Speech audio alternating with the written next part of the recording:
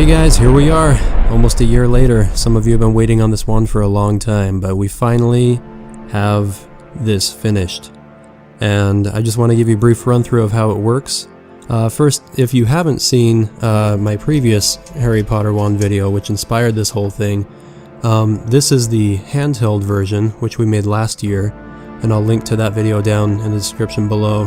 The battery needs to be charged, but I don't know if we can see a little bit of the smoke coming out here. I don't know, the battery's completely dead, so we'll just I'll just link to that over in the video there. But the old version of the wand had smoke and a blue LED, so you had a blue colored smoke in effect coming out whenever you press the button on the top of the wand. So what we're going to do this time is we're going to take that same concept, but we've now made it much cooler and added a bunch of new features to it. So it looks complicated. Trust me, it's not as complicated as it looks, and I will explain it all to you right now. If you haven't already seen the previous how-to on last year's wand, I strongly suggest you do that before watching this one if you decide to put it together, as it will help explain some of the components as well as how to solder, among other things. I'll link to that in the video description below. So we'll get into each of these components in more detail as we continue, and I'll have everything listed in the video description, but let's identify them first. Starting off down at the bottom, we have the Speak Up Click voice recognition module, two 5-volt step-up voltage regulators, a plastic hollow Harry Potter wand.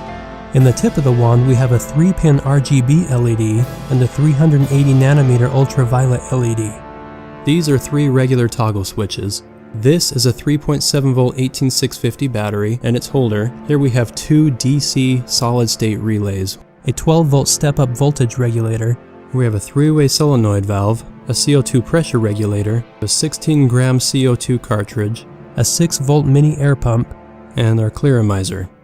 We also have several other things we need to tie everything together, including some female-to-female jumper wires, about 7 feet of 1/4 inch outer diameter vinyl tubing, 2 1/4 inch NPT to 1/8 inch barb adapters, a 1/4 inch NPT tank valve, a mini lapel microphone, a 6-inch mini USB cable, some foam board, 2 feet of 1-inch knitted elastic, and a bunch of 20-gauge wire to wire everything together.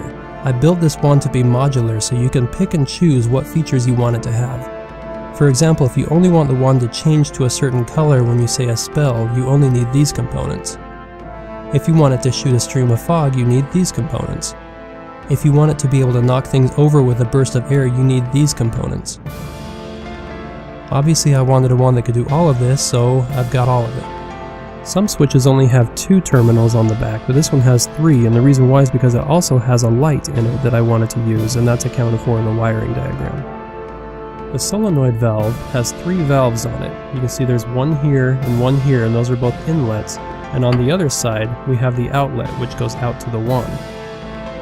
So this valve is always open, and this valve is always closed until you apply a charge, and then this one closes and this one opens. And the reason why that is important is because we want the smoke to be able to go through all the time, but we only need the air pressure to go through when we tell it to. You can see this valve requires 12 volts in order to open up. So that's why we need this, because it will give us the 12 volts that we need from the 3.7 volt battery. And this screw on the top will adjust it to the voltage that you need. So this is a variable voltage regulator. So you can go all the way down to a certain voltage, you can go up to a certain voltage, but we need 12 volts, so we'll just twist that knob there until we hit the 12 volts. So let's pull out our multimeter, and the way you would measure the voltage, you turn it on, and put it on the DC 20 setting here. You would attach your battery here and here, and then you would use your positive and negative terminals, and attach them here. And that would tell you how many volts are coming out of it. Unfortunately, I ruined this one, so we're not going to be able to test it out and show you. Before you attach this valve to the solenoid valve, we're going to want to remove the stem in the middle there. You can do that just by unscrewing the valve stem with a small screwdriver and then pulling it out. When connecting the 5-volt step-up regulator to the air valve, we're going to want to either remove the USB portion on here or just solder directly to the terminals down below. If you Google USB pinout, you'll be able to find which pin is positive and which pin is negative. Let's talk briefly about relays. If you have something that only supplies 3 volts but you have to power something that uses 12 volts, you would use a relay. If you apply a small voltage to these 2 pins, then these 2 pins will connect. So what we're doing is the speak up click will provide 3 volts here, and when that happens, the 12 volts over here will be able to power the solenoid valve. So we'll be using one relay to power the solenoid valve, and another relay to power the pump and the clearomizer. The pressure regulator here has a gauge on the side which goes to 150 psi. I do not recommend going any higher than 80 psi personally. Before you attach the cartridge to the regulator, you want to make sure it's all the way in the off position here. Do not have it in the on position at all. And when you attach it, you just screw it into the bottom here, and you're going to feel a little puncture and then maybe a slight hiss, and then you know that it's in there all the way. Make sure it's good and tight. And you don't want to turn this on at all until the entire system is hooked up, and so you can build up a little bit of pressure slowly by turning this into the on position and watching the needle move up. When wiring up the solenoid valve, you're going to want to undo that screw and take off this casing right here. That will expose these terminals right here. This is the positive and this is the negative, and you can attach your lines right there and feed your lines down through this little opening here in the casing. Put the casing back on, tighten the screw up, and you're good to go. For a cleaner look, I have everything wired underneath, pushed down through the foam, which is why I have 2 layers of foam here. So that this whole thing here is powered by an 18650 battery. And I kind of have it separated from the Velcro here. I have Velcro holding all of these components to this foam board. And the way that it works is I have each different section powered by these switches here. So the whole system here is controlled by the speak up click. The speak up click is a voice recognition module which then controls each of these individual components. And the way we do that is with this external microphone which plugs into the speak up click, so that when you say a command, it will process that command and then fire off one of these individual components here. So let me show you how this works. I'm going to turn on the red toggle switch here, and what that does is it turns on the 5-volt power supply here for the speak up click. So the speak up click has 3 LEDs on it. You'll notice the one on the right is staying red for a while the whole thing powers up.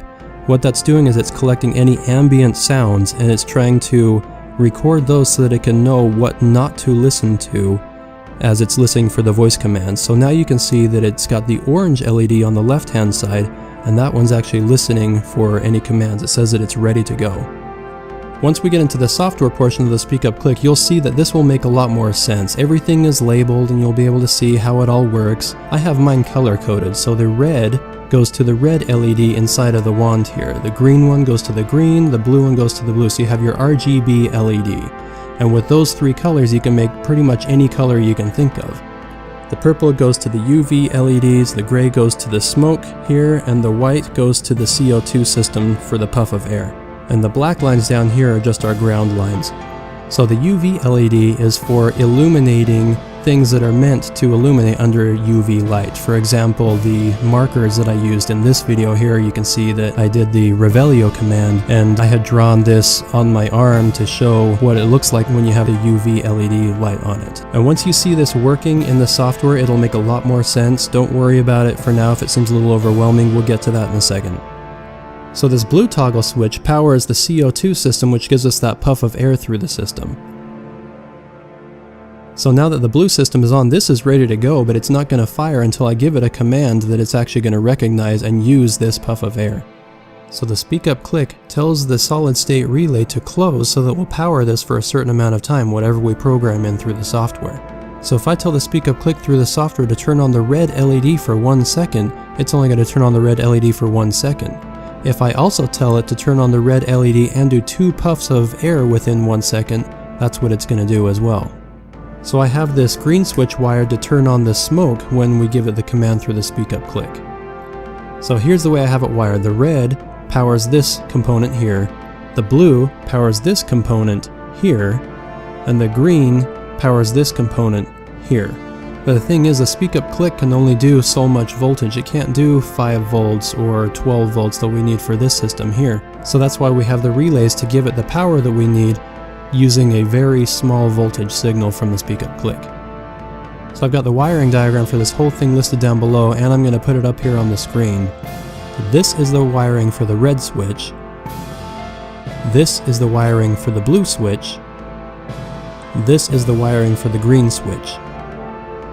But I have all the wiring hidden underneath here because I didn't want to get confused about wires that were crossing over the top, so I just kind of hid it all behind. So as I wired each component, I would wire say this one, and then I would go underneath and I would connect it up exactly how it needed to be connected, and then I would do the next one. I would wire this one and connect it up where it needed to go as well. For the fog system, the air pump pushes through the Clearomizer, which then produces the fog, and then pushes it through this three-way switch, which then pushes it out the front of the wand.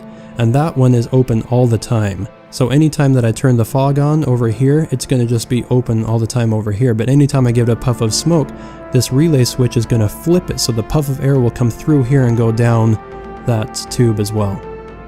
I've already covered how to wire a Clearomizer in last year's video, so go ahead and watch that if you want to figure out how that's done.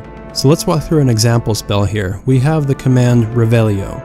Now the command Revelio, it's supposed to reveal something, right? So I'm going to use my UV LED for this one, which is the purple one here on the speak up click. So what I'm going to do is for the command Revelio, I'm going to record the command Revelio in the software.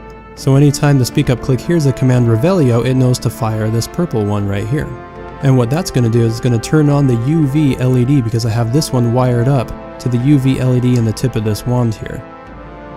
And I'm going to have that one fire indefinitely because I don't want Revelio to turn off until I give it the command Knox, which tells it to turn off.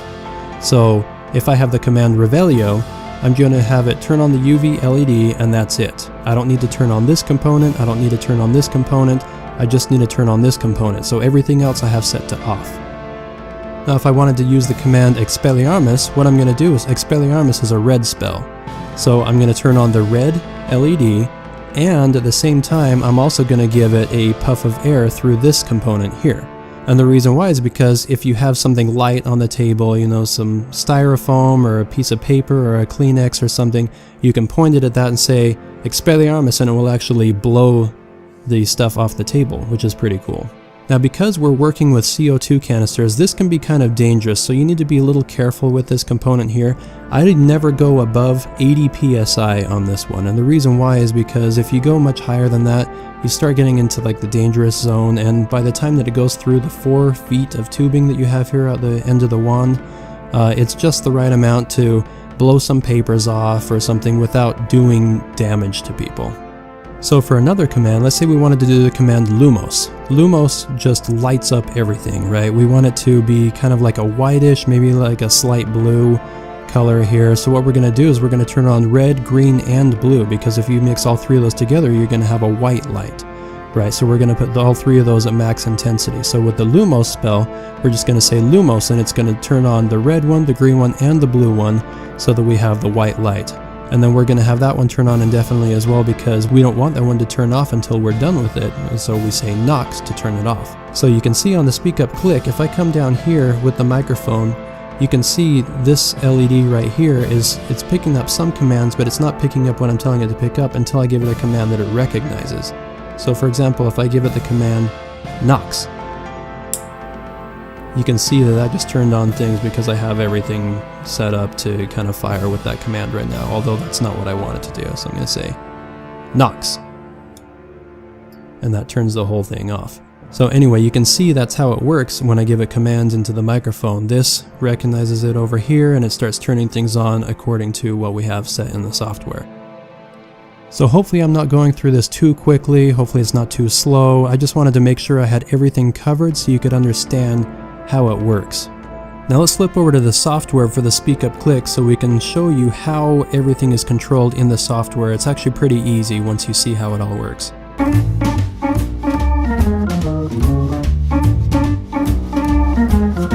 So this is the software for the speak up click. We're going to run through this really quickly just to show you how it works. So when you start with this, you're going to start a new project up here.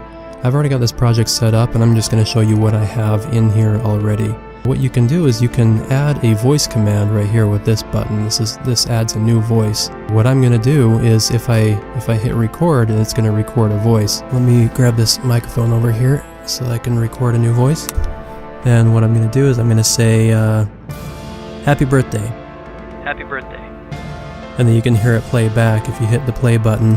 Happy birthday. You can hear that that's what it has recorded. Sometimes it doesn't record exactly perfectly, so you have to re-record it, and then you just give it a name. So if I say happy birthday here, and then save it, it's now got all of my pins down here, and all of these pins are labeled on the speak up click. You have 1, 2, 3, all the way down through 12. And what I've done is for the ones where I have something plugged in that I'm going to be using, I gave it an alias. So instead of input output 4, it says blue or green or red, depending on what I have on here. And you can change those, you can set those up by clicking on the settings button here.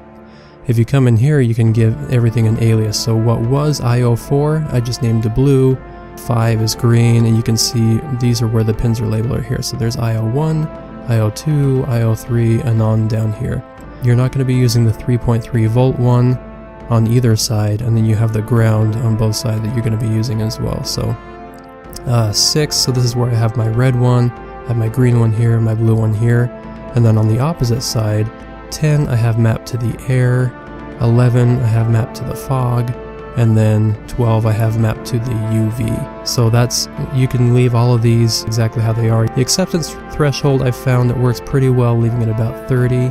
15 is the default, but if it's having a hard time recognizing the commands that you're giving it, I bumped it up a little bit to 30 right here. That's what I did. So you can come back out of the settings here, and now you have everything back over here. So for this happy birthday command, let's say I want it to turn blue, right?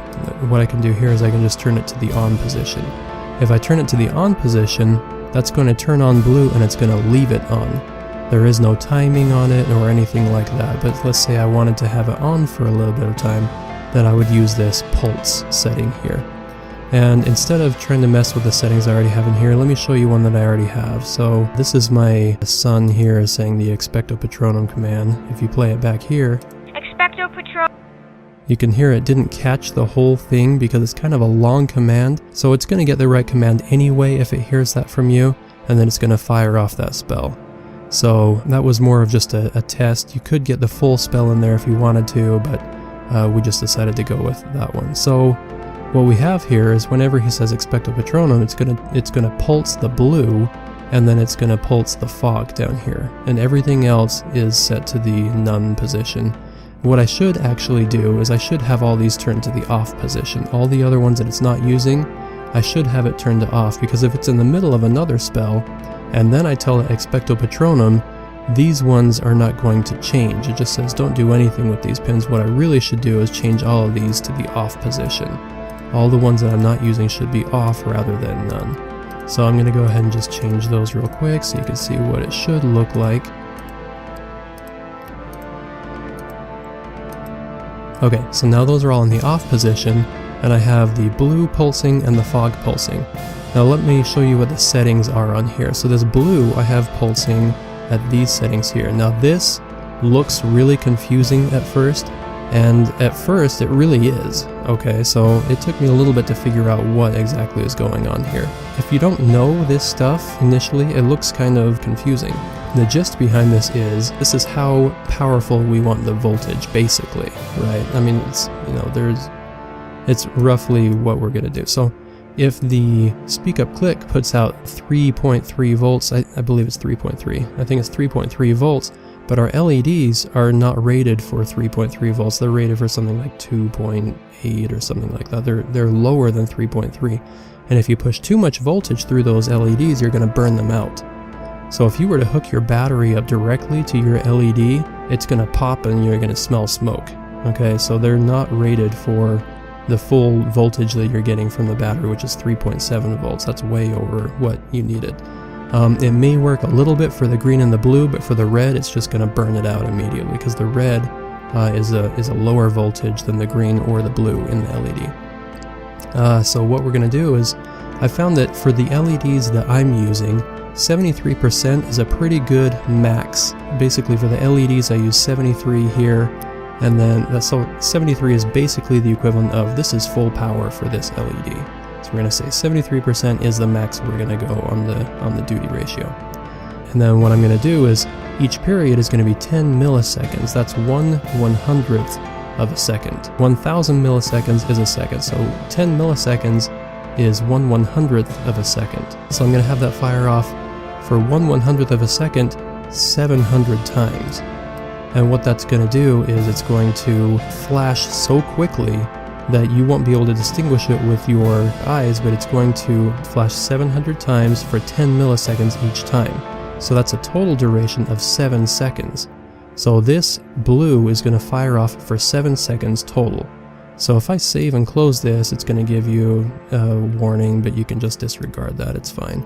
That happens a lot. It doesn't really mean anything. It says it's just going to round it to the next closest available value. And so that's what we're going to do for the blue. So blue is going to turn on full power for 7 seconds. That's the way we have it set up. And then if you come to the fog right here, the fog is going to be a little bit different because we can go full power with the fog, and that's what we want, because this is just going to fire off the relay anyway, and the relay can handle the full power from the speak up click. And we're going to give it a period of 7,000 milliseconds repeated 1 time.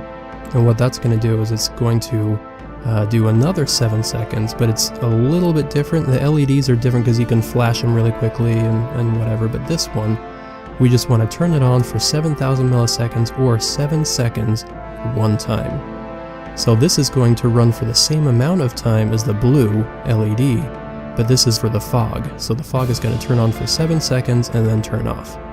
So we're going to go ahead and save and close that. So that is basically how this whole thing works, right? So now let's take something that's a little bit different. Let's pull down the Lumos command here. Okay, the Lumos uses a combination of the blue, the green, and the red, because if you want to light it up so that it's a white light, you're going to want to turn on the blue all the way, the green all the way, and the red all the way, and that's going to give you a whitish light. We look at the parameters on this one, we have it set for 10 milliseconds and 73%, but this time we're going to set the repeat to 0 times, which means it's going to go forever, meaning that it's not going to turn off Lumos until you give it a command that turns everything off. And what I have set up for that is the command Knox. So if you say Knox, it's then going to turn this all off, and I'll show that to you in a second. So the period is 10 milliseconds, 73% for the duty ratio, and then 0 times if you want it to run forever. If I were to change this here to, say, 1 time, then it's a total duration of 0.01 seconds, so that's not going to do anything. So if we give it 100 times, then it's going to show up as 1 second. But, you know, we want it to run forever, so I'm just going to give it 0, and we're going to save that. It's going to give us our warning, you can ignore that, and then we're back here. So you can do the same thing with the green, that's set to 10 and 73, you can save and close. And this one, the red, typically, depending on the LED that you've got, I have it set to 73, but it really should be a little bit lower, just depending on how, the specifications on your LED, but this one worked okay for me on some of the LEDs. And the funny thing is, I bought a package of LEDs that was supposed to all be the same, but they didn't light up all the same. So you kind of have to play around with it depending on the LED that you're using, just to see, mix the colors and see which one looks right for what you're trying to do. So anyway, let's go ahead and save that. And let's flip over to the Knox command, because we were talking about that a little bit. So on the Knox command, all we're doing here is turning everything off. All the way, even the pins we're not using, just because it's good practice, right? You just want to have everything off. Blue, green, and red are all off. Air, fog, and UV are all off. Knox is just the de facto turn everything off regardless of what spell is currently running. So even if something is set on a timer for 7 seconds, Knox will turn it off if you say the spell in the middle of another spell running. So it's kind of our reset spell, more or less. So I wanted to show you a couple of other things in here that we didn't really cover earlier, but there are some, like Protego Maxima.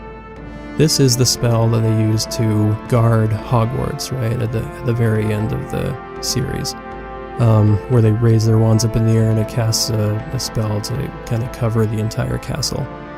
So what this one does is it turns on the blue LED, and it's just going to run for 7 seconds like we had before. 10 milliseconds, 73%, 700 times for a total of 7 seconds. Right, I'm just going to click the X because I didn't change anything there. And then it's also going to use the air and the fog. And this one can be a little tricky, because what I really should have done is I should have had a one-way check valve between the Clearomizer and the 3-way solenoid valve.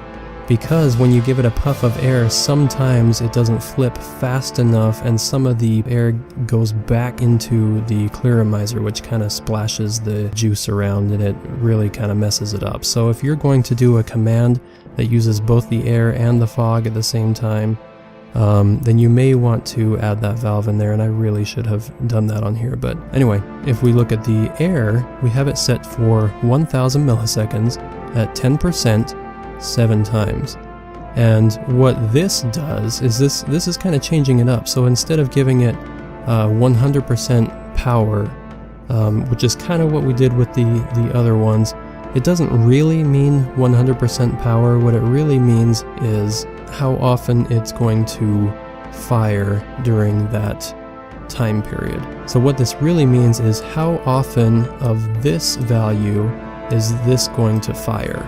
So it's saying 10% of this 1000 milliseconds is how often this is going to be open, is how long it's going to be powered. So this is basically going to open for 1/10 of a second, 7 times. So for this second here, it's going to be running for 10% of it. So it's going to basically open for 1/10 of a second and then be closed for 90% of the rest of the second. And it's going to repeat that 7 times. So essentially we have something that's going to give 7 puffs of air once every second for 1/10 of a second. It's a little tricky when you look at it, but essentially it boils down to every second it's going to open for 1/10 of a second 7 times. So anyway, that's how that works, and that's how we're going to do the air pulse, because we kind of want it to shoot out a puff of air every second 7 times while the fog is running down here, and that's going to just be turned on for 7 seconds. So that's basically how this is all set up. The UV is also set up in a similar way. Let me see if I can find Revelio here. So Revelio, I just have the UV set to on. And the reason why is when you say Revelio, I just want it to turn on and stay on until I give it the command Knox, because that's the way I have it set up. The UV is set up similar to the other one, so this one just turns on because the UV is able to handle the full 3.3 volts that we're getting here. So I didn't have to worry about changing the duty ratio or anything like that. I just had to turn it to the on value. So that's basically the gist of it. And when you have all of your spells done, when you have the whole thing ready to go, you can click on this button right here. When you upload the project, let me just show you how this works here. So it's going to say uploading, and this is you have your board plugged in at this point. So your board needs to be plugged into your computer. And oh, I forgot to mention, this only works on a PC, unfortunately. This does not work on Mac. As far as I can see, they may have a new version, but the last time I checked, they only have this for PC, so you may be out of luck a little bit if you only have a Mac. So, that just uploaded it to the board. Then at this point, you can just disconnect the board from your computer, and then you can hook up all of your wires and you can test it out. You can actually test it while it's still plugged into your computer if you have all of your wires and everything connected, all of your LEDs and everything, and that way you can test it before you disconnect it and then hook it up to your whole project. But when you finally have it exactly how you want it, just disconnect it, connect it to the rest of your project on your wand, and then you should be ready to go. So this whole thing is going to be hidden underneath your cloak, under your costume, right? Because we don't want anyone to see this. We only want them to see the wand itself. Now, we have all of our wires and our tubing going up through our wand right here, but that's going to be covered mostly by your hand and by your cloak that's going to kind of go, your sleeve is going to pull over the top of this as you're holding this. So there are no buttons on here. Notice that's different from our last version. Our last version had a button on there to control it, but we don't need that anymore because the speak up click is handling everything now through the microphone, and we're giving it commands through the microphone, whether to turn on certain spells, turn off certain spells. Some spells you can set to turn off automatically after a little bit. So if we give it the spell Avada Kedavra, for example, we only need that light to turn on for a couple of seconds. And then if you're going to blow smoke with it at the same time, you can have that set to turn on for a couple of seconds and then turn off again. It's really cool. So that's it for this time, guys. Thanks for all your support, and stick around for more upcoming videos.